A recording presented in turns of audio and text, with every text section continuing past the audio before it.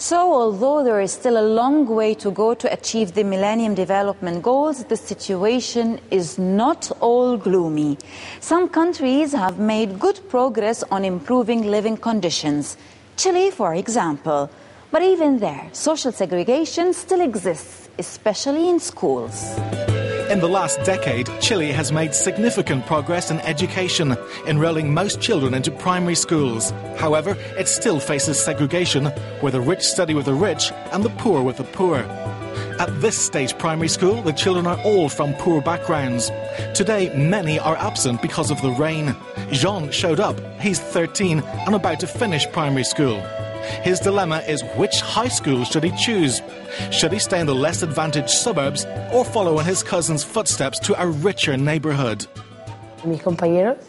My classmates are very caring about each other. There are no differences. We always support each other. Mum wants me to go to a state school in the centre of town, but I am convinced I shouldn't go. I don't want to go through what my cousin had to put up with. I'm convinced the other children would discriminate against me, and teachers wouldn't be nice to me. Here, over 90% of the children are in a vulnerable situation.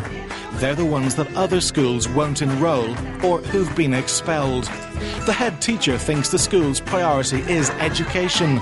It's the key to changing the cycle of poverty in Chile. It's vital because education helps us advance. There's no other way. If we want people to climb the social ladder, we have to educate them. And because we love them, we really want them to succeed. We all know that if they go to a prestigious school, they will face discrimination. Some believe that the education system has academic ghettos for the rich and the very poor.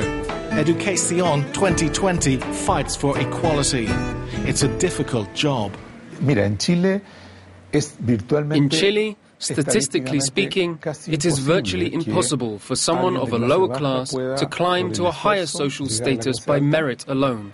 It's also nearly impossible for someone from a high social class to earn a lower income, no matter how incompetent, because their social networks will always protect them. Latin America is making progress in granting access to universal primary education. UNESCO, which monitors educational goals, is still working at reducing inequality. Chilean schools have one of the worst levels of segregation, with only 21% of students socially integrated. Even if Chile reaches a third of its Millennium Goals, there's still a lot of work to be done.